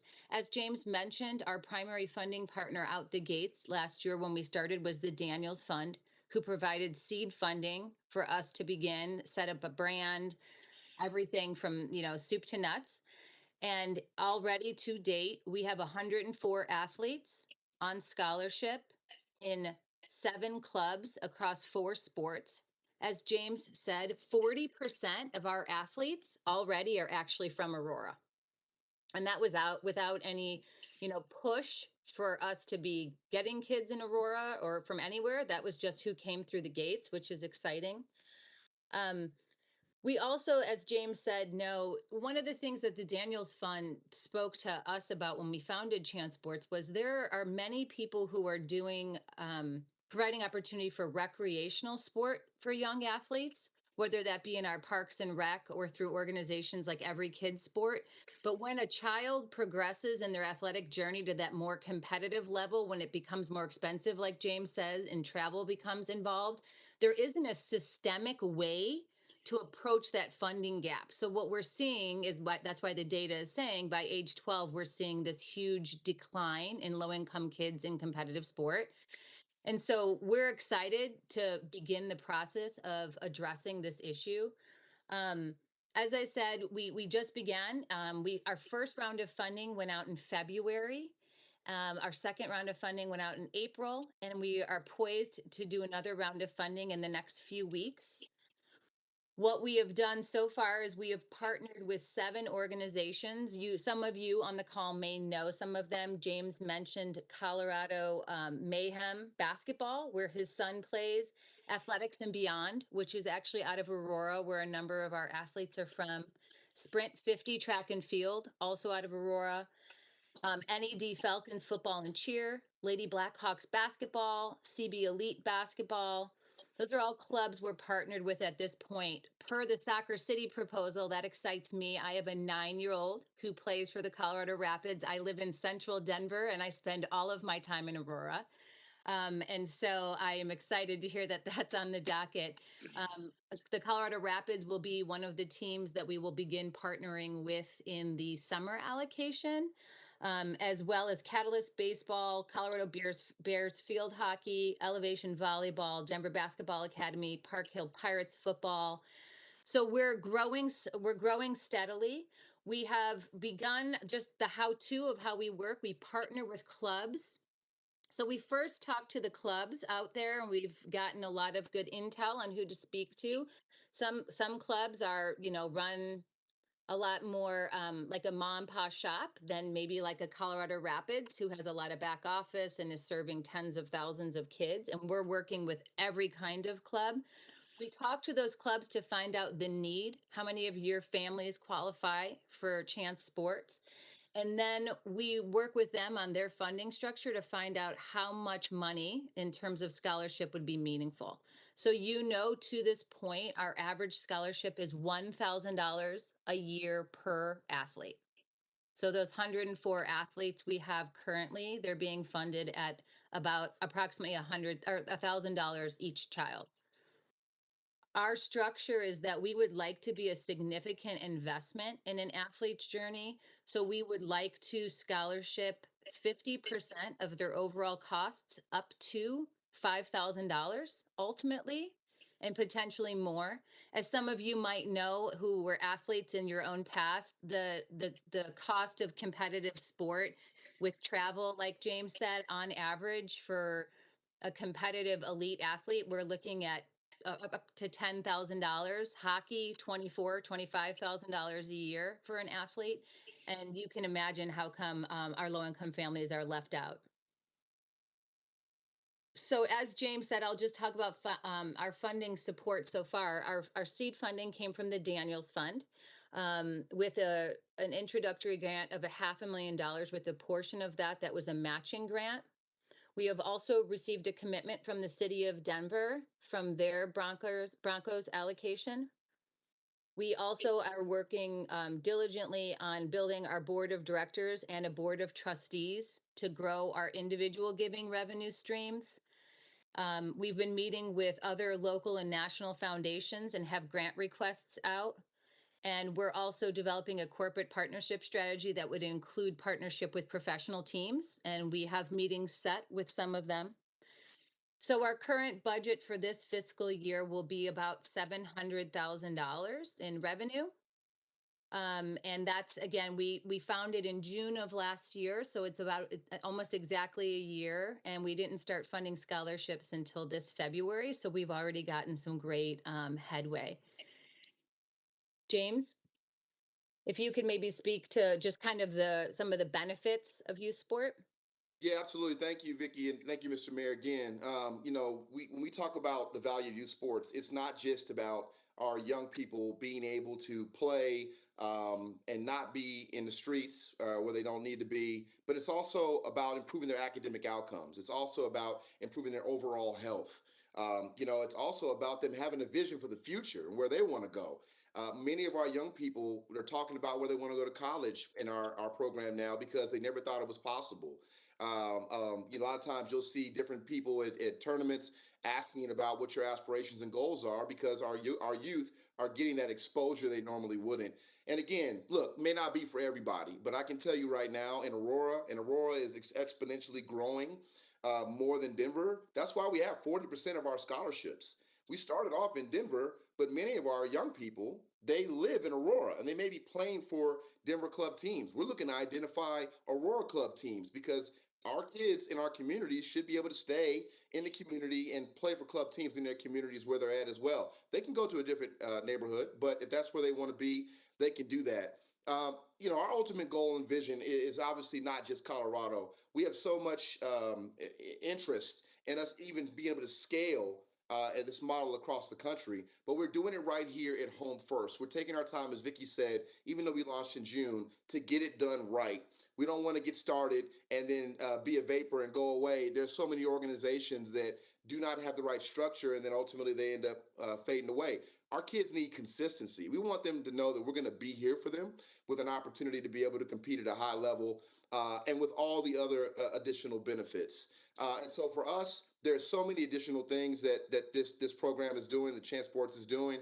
Regardless of this outcome, we got to get you all, Mr. Mayor, Mayor Pro Tem Gardner, you're already doing some work, as you mentioned earlier, and have an interest when it comes to soccer clubs, and all of our city council members, to highlight what we're doing in Aurora as a program, even without support currently from the city. We think it's important for you all to promote and talk about the importance of our youth having an opportunity to get engaged, to curb youth violence, to be healthy, to improve academic outcomes. And so we look forward to you all getting the shirt. We look forward to you all, getting it fitted. Let me know what size you need. My head is the biggest size. And so whatever you need, let me know. But no, in all seriousness, we're super excited about this. And I'll just say this last thing and turn it back over. As an elected official, as one of your colleagues, everything is so political. And this is the one area in my life, and hopefully it will be in yours as well as you engage, where it's about our youth and it's about sports, which everyone loves. We may not all agree on the same teams. I'm hoping everybody is a Denver, Colorado fans, but at the end of the day, this is something that we can all agree on and everybody gets behind. And it's not easy work, but it's meaningful work, and we're excited to partner with you. Mayor, can I say something? Councilmember Lawson. James and Vicki, thank you so much for the presentation. And what I want to reiterate to my colleagues is that currently in our school system, a lot of the dollars that we're getting from the state legislature, and James, he's Senator Coleman, he can, say about this, is that it's going towards programming in the schools, wherein a lot of the sports is kind of going away because the focus on it, because there's a lot of the money that's going into the internal programming. And I just think that when this program could be another way in our toolbox to not only help kids who really could who love sports to really, maybe get their mind off something else besides doing something in the streets, but doing something within a sportsmanship programs that we have in the city of Aurora. And I don't know how many clubs do we have in Aurora, private clubs. I know Councilmember Zvonek, your children are in some of those private clubs, and they're very, very expensive. And I know when I was younger, I played tennis, and I was fortunate to be able to go and play tennis. I didn't have a coach though. My dad was my coach, but it's very expensive to get rackets, outfits, go to tournaments, and it's all put on the parents. So I really think and I hope that my colleagues will support this program whenever it does come up. I think it would be a good program for the city of Aurora. And I just want to thank James and Vicki and everyone here for coming to speak about it. Mayor Jurenski. Councilmember Jurenski. Thank you. I have a couple questions. How are you guys getting your kids into your program? How are you finding these kids? Yeah, thank you, Councilwoman Drinsky, for the question. It's a twofold player pathway. We've currently been really relying heavily on the clubs to help us identify kiddos who are already in their system who might not proceed in the system if they didn't receive funding. But we would like to, and what we're building out is kind of a secondary pathway where the family can come directly to us, because what we know is already happening is families are opting out before they even enter because of the belief that there's a limitation. So we want to be sure that we're not only looking at the clubs for entry point, but looking at the families. And one of the ways we would like to do that, and you all are a great wealth of information on this, is to partner with community organizations, particularly mentoring organizations, maybe like a Big Brothers and Big Sisters. The reason I reference mentoring organizations is, as you all know, not only is the cost of sport difficult, but the transportation of sport is difficult. Like I said, I spend all of my time in Aurora and I live in central Denver. And we're doing that, 4 nights a week with a 9-year-old, and then the weekends are like a whole nother system, right? But when you have to transport these kids, to partner with a mentoring organization where you maybe have another trusted adult who can also help support the families in terms of getting youth to their practices, to their games, helping families to manage that. I come out of the mentoring world. I worked for an organization that we did mentoring in the Denver public school system. So I think that there's a good opportunity there. But right now, to answer your question, we're really working predominantly with clubs. And then our goal is to create more strategic community partnerships as well as a marketing presence in order to get families to come to us directly. Yeah, so I definitely see a collaboration opportunity there with our school districts actually, and I think that setting up a meeting with you guys with the school districts, because we need to get coaches involved. Coaches, in high school know more about what is going on, with these kids, I think, than maybe anybody. So yeah, I wanted to say I hope to see you guys get involved with the school district and get kids that way. And then my other question is just has Denver given you any money? Yes, we have been given a commitment by the city of Denver. Further questions or comment? Mayor. Councilmember Bergen. Thank you. Our family was heavily involved in sports with our son growing up, from basketball to baseball to tennis. And specifically when he was playing basketball, my husband actually coached, and we raised money for our teams, butter braids, and we did all kinds of fundraising so that it would help those members that were on our team that didn't have the same means economically.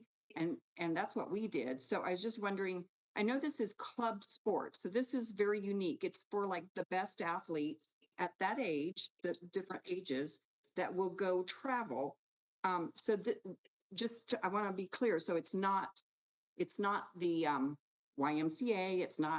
It's not those other sports clubs that kids can join. This is specifically one type. Yes, Councilwoman Bergen, thank you for the question.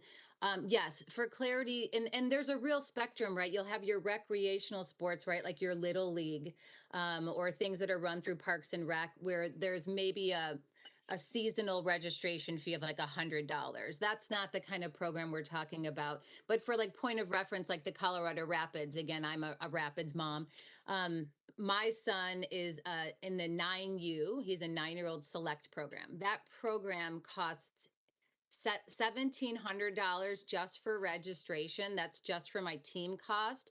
And then I pay another $100 for uniform, another $300 for local tournaments, not even national tournaments.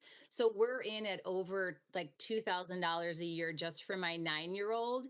And there are, 100 kids in that pathway just with their rapids, right? So that's like that's like your entry point of competitive. And James's kids, it's the same thing. All of these kids were scholarshiping. Their overall annual fees are about $2,000. So also to your point, a lot of our teams are scholarshiping athletes, but they still can't. The bigger issue, what we will cover at Chance Sports is your registration costs, but also travel, including flights, hotel,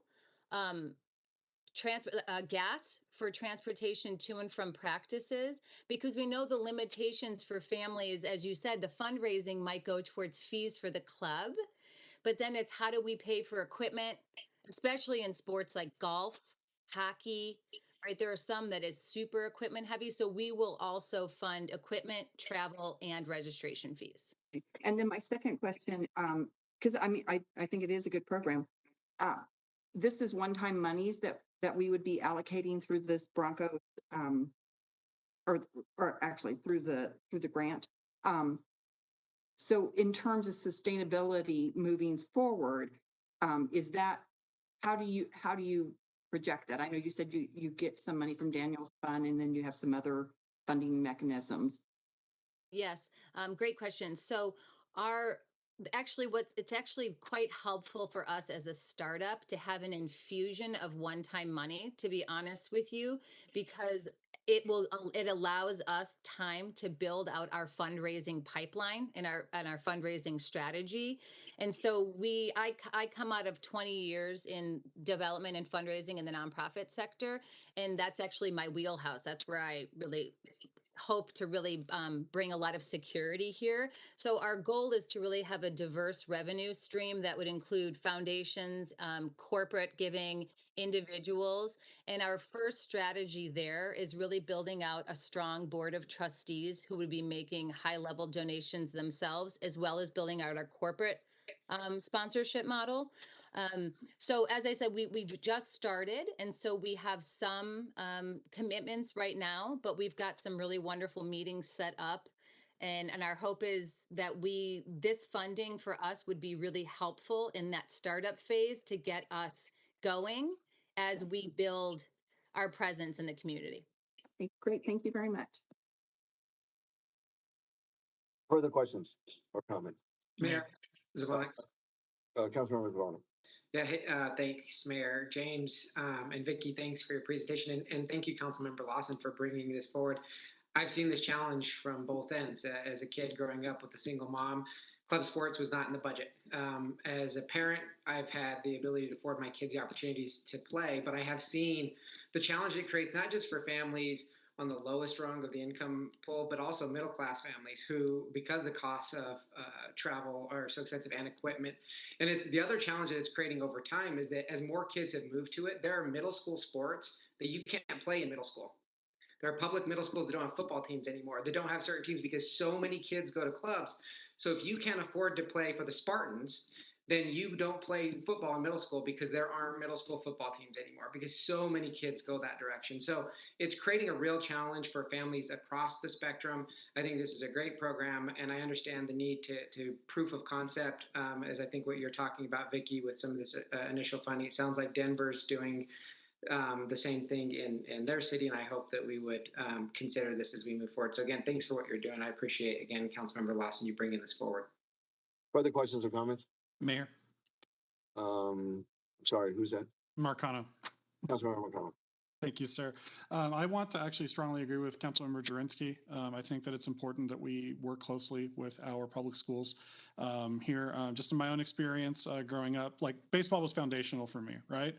Changed my life, got me into, much better habits, definitely improved my academic achievement, and I, made friends that I still have to this day. So I really believe in the power of sports and these kinds of like organized activities to build positive social capital for our youth, but we need to tie the schools into this. As Councilmember Zavonic actually just mentioned, I wasn't able to play baseball in middle school. I couldn't play baseball in public schools until my junior year of high school. So that whole time, basically from, 11 or 12, all the way up through my high school years, I was in the Sagemont Beverly Hills Little League. because that was the only option that we had. And it was not nearly as expensive as some of these clubs that y'all are talking about here. But it was still, it wasn't until my parents basically earned enough money for us to be able to do that, I was able to. So including public schools in this, I think is important, helping to build some of that capacity as well so that all the kids who want to play can, I think is important. Because the only little bit of concern that I have is focusing just on the elite high performing players. I mean, obviously, if we can help them out too, great. But I want to make sure that we're able to reach as many kids as possible. Because like you said, Senator, this is something that will really change kids' lives. It'll give them hope for the future. So I'm 100% with you on that. And thank you, Councilmember Lawson, for bringing this forward as well. Further questions or comments? Seeing none, thank you very much for the presentation. Thank you, Senator. Thank you very much. Thank you. Next item, 7B, amending section 54-133 of the city code pertaining to unlawful acts. Mayor Pro Tem Gardner. Thank you, Mayor. So I'll just give a brief overview and introduction of this item, and then I believe the city attorney's office is here to answer any additional questions. But recently in our city, we had a group collecting signatures for a possible ballot item that, in my opinion, and I think in the opinion of many others, was using deceptive practices and omissions when gathering those signatures. And then another thing came up as well when residents were reaching out to myself, and I know several of my colleagues as well, and asking how they could remove their name, their signature from those petitions because they felt like they were deceived into signing it, and came to find out that we did not have a process in place for an individual to remove their signature from a petition that they signed. And so this is kind of an example of you don't know you need something until it comes up. It's unfortunate that I think we have to tell people they can't deceive residents in Aurora when collecting signatures, but here we are. And so there's really two basic changes. The first adds using deceptive practices on a petition. Deceptive practices is defined as representations, omissions, or practices that mislead or are likely to mislead a person to obtain their signature. And so that's one element. The other element, like I mentioned before, is just really a process for voters, for residents in our city that signed a petition in the future to remove their name for that. And so how that would look is they could submit a written and notarized request to the city clerk's office, and that needs to be filed before final determination of sufficiency is issued. There's two sections that this amends because it would apply to both initiative or referendum petitions as well as charter amendment petitions. And that's kind of a real brief overview. And I, like I said, I know the city attorney's office is here for questions. Yeah, I have a question for the city attorney. Are the petition gatherers required to have a copy of the ballot language with them?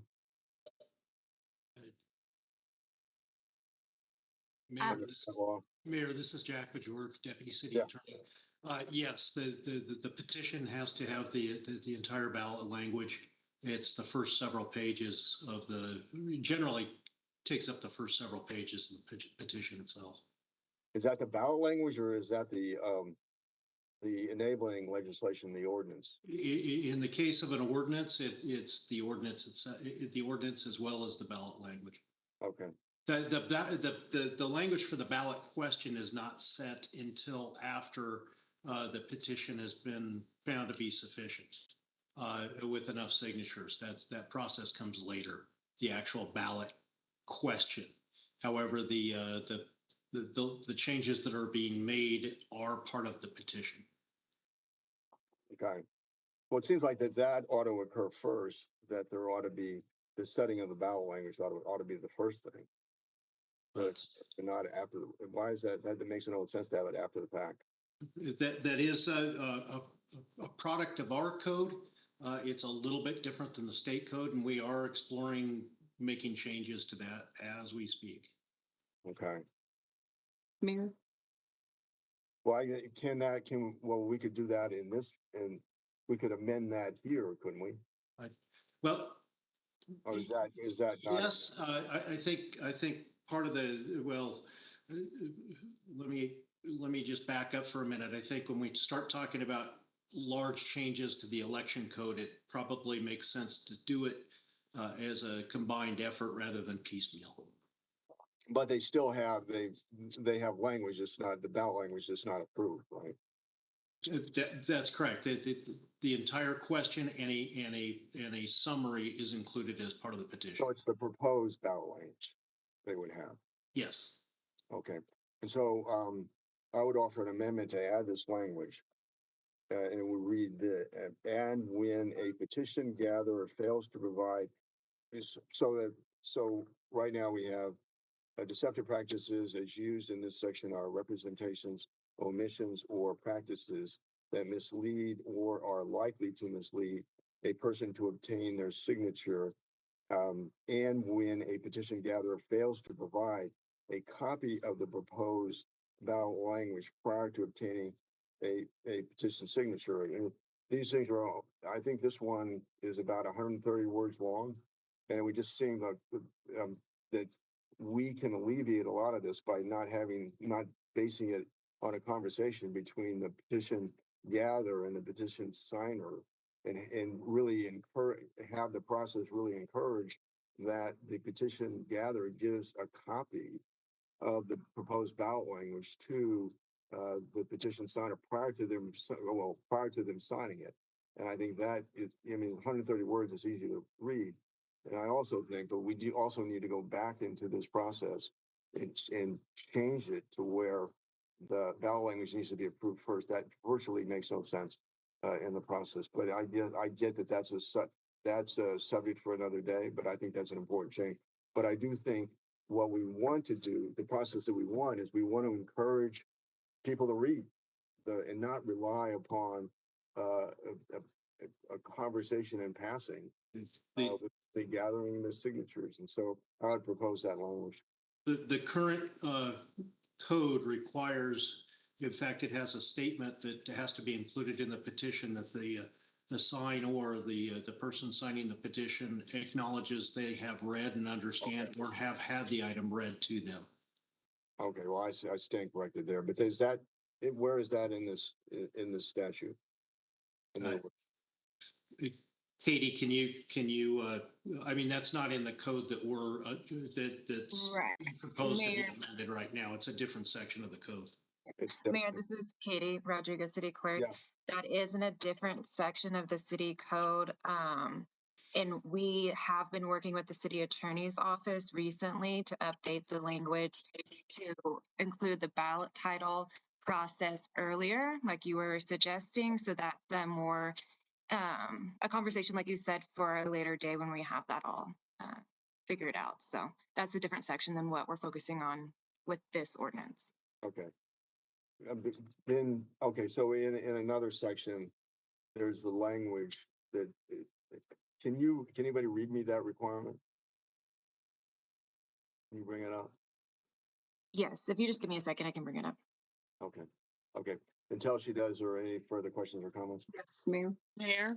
Councilmember Bergen. Yeah, so I'm also interested to know where it is that it says they acknowledge they've read it. But then what are the consequences? So if it says, that deceptive, meaning misled or likely misled, who makes that decision? And then what are the consequences? So this falls within the general penalty of any prohibited act within the code. It would be a municipal offense. It would be subject to issuing a summons and complaint to municipal court. The question would be a question of fact to either a judge or a jury, depending on whether or not the person elects to have a jury or elects to have a trier of fact being the judge. Okay. So the person that is gathering the petitions, if they're accused of that, I guess by citizen, then the citizen would have to go to our court with that. This would be the same process as any other provision of the code. Ultimately, a law enforcement officer would issue a summons and complaint after conducting an investigation. Okay, so the citizen would go to police would do investigation, then it goes to court. Right. Okay, all right, thanks. Further questions or comments? Mayor, I'm sorry, this Um, is Katie. If I'll I go ahead may, and I'll let just, Katie go. I'm sorry. thank you. So, Katie? this is Katie again. The section 54-142, this is specific to charter amendments, but there's a similar one for initiatives as well. It states that at the top of every page of the amendment initiative petition, there's supposed to be a warning on there, and there is, and it's in that warning that it states, do not sign this petition unless you have read or have had read to you the proposed measure or the summary in its entirety and understand the meeting. So that's where that section is, this 54-142, and I put it in the chat for everybody. Well, okay, Mayor? further Mayor? questions? Mayor? Councilman. Yeah, Councilman. So a couple of points, one related to what Katie just read. It includes below it that there's a summary presented, and that summary language is approved by the clerk, but it's submitted by the circulators of the petition. So for this most recent petition, it specifically summarizes. Okay, is Vince, that, you cut out. is that the language approved by city clerks? Who approved that language? Mayor, I'm sorry, I accidentally got muted. I wasn't done. Oh, sorry. But so the most recent petition, folks were reading the summary language, and the summary language itself was basically stating this is a term limits item and not including the remaining information. So I do think we need to address that issue, make sure that the complete that the summary is complete, because people aren't going to read 15 pages before signing something, and nor would anyone sign anything if they had to read 15 pages ahead of time. But I think that's an issue that we also need to address. However, I have a question about this, because that's to your other point. My concern is that the folks that are gathering the signatures aren't always well informed about what they're gathering signatures on, in particular, if the summary language that they're expected to read to folks is not complete. And so my concern would be that the individual petition signature gatherers, rather than the people who are hiring them and informing them, training them on what to present to the public, are the ones that are going to be tried in court. So I don't know if there's any way to make amendments to kind of clarify that issue, because I think it would be really unfortunate if folks who had themselves been misled in the process of trying to get a job end up getting prosecuted, but the folks that actually misled them in their training did not face any consequences. So Katie, my company question then, is the summary, is that the proposed ballot language, or is that just something that the petition gatherer come up with? Okay, so the summary is something that either the city clerk's office can create on their own. If the petition representatives choose to submit one for us to review, and it meets the requirements of summarizing the entire ordinance, we'll work with them and go with that summary. So I did put in the chat again the summary of the proposed charter amendment that went forth. We worked with the city attorney's office as well to make sure that all of the points were in there to say it's changing from mayor, council form of government. So that summary is not the ballot title. But you approved that language? Yes, with the assistance of the city attorney's office. Yes. Further questions, comments? Okay. To me, I don't think it would be that burdensome going forward to literally give them a copy of the proposed ballot language.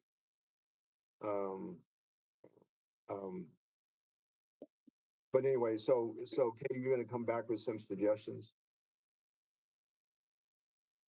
Yes, we have been coordinating with the city attorney's office to amend the city code to possibly make it match the city or the state statute. So that'll be coming back at a later time. Mayor. I'm sorry, who is? Marcano. Oh, Councilmember Marcano. Thank you, sir.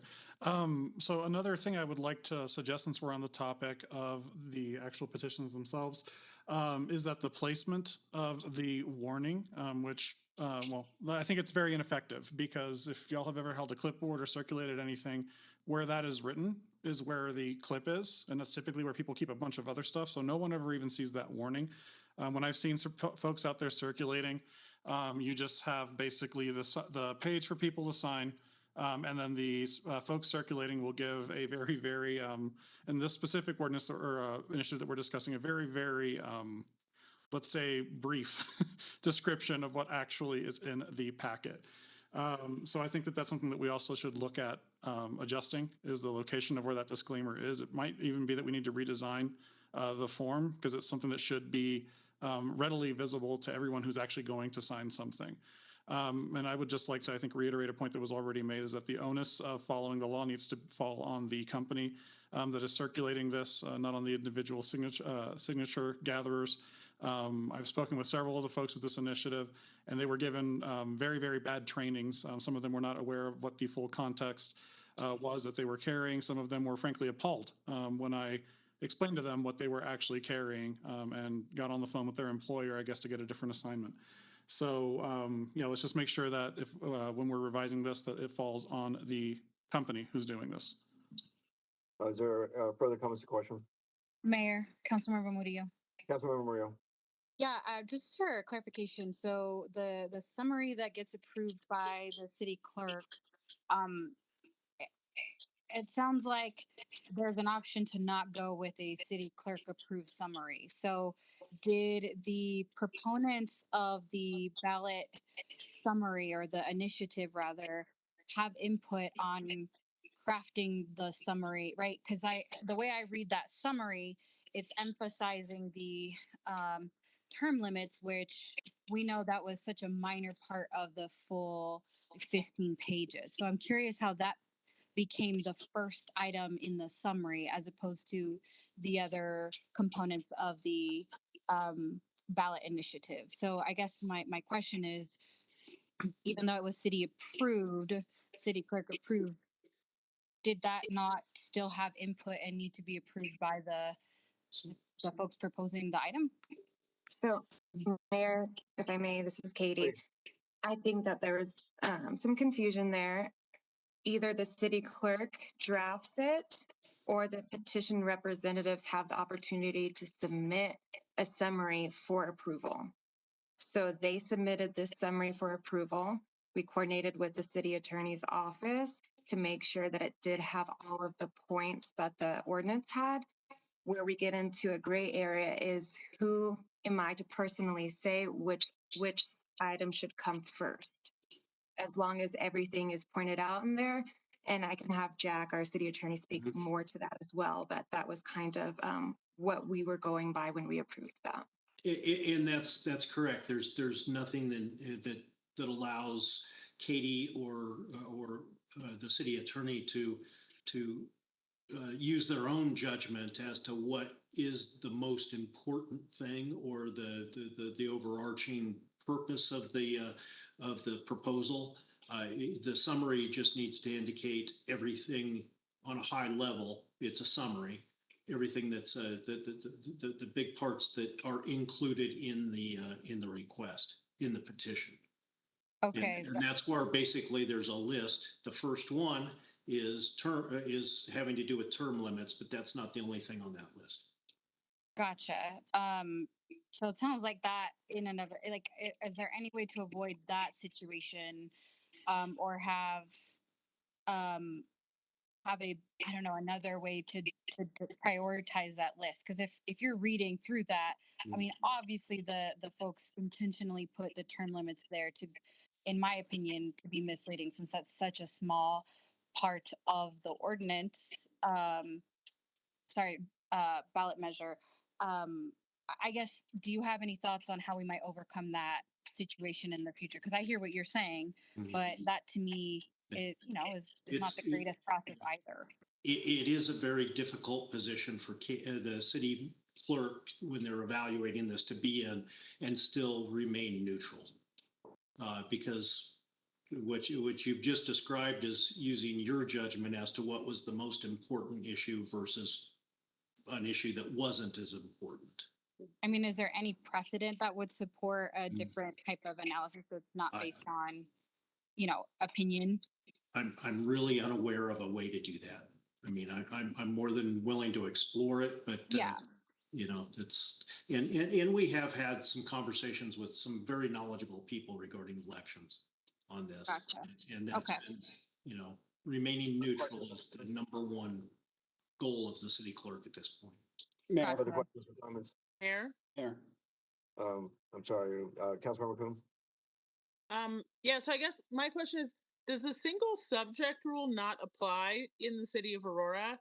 Because that seems like a fairly simple way to avoid something like what has happened this year would be if we also implemented a single subject rule related to charter amendments and initiatives. So that is something. Mayor, can I address that? Oh, please do. Yeah, thanks, Councilmember Coombs. I actually have a companion ordinance coming forward in 2 weeks, most likely, that'll clarify that the city of Aurora has adopted the state statute surrounding single subject. Right now, we have never formally adopted that within the city of Aurora. So that'll be coming forward to adopt that. And I think also that will address a lot of the things that have come up tonight regards to the summary and other things like that. Mayor? And then the argument then turns on exactly what is the subject. Right, Mayor? Because it's not black and white. Councilmember Coons? That's interesting because I have been told in the past by representatives of the city attorney's office that I was required to abide by single subject rules in ordinances being brought forward. There is a provision in the charter that deals with ordinances and resolutions being single subject. The difficulty here was that although this is a change to the charter is required to be in ordinance form, the code specifically does not provide the authority for a specific person or anybody to make that finding on a petition. It's only the petition that has to be approved as to form, and that's the type of things that Katie just described, the warning and how the pages are numbered and exactly the format and that sort of thing. That's what Katie reviews. That's why we're talking about cleaning up the election code, and what Mayor Pro Tem just pointed out is one of the major elements of that. Further questions or comments? Seeing none, is there objection to moving, what number? Sorry, 5A? What number is it? 7B. 7B. Is there objection to moving 7B forward? Seeing none, objection 7B. Move forward. And with that, meeting is adjourned. Thank you, everybody.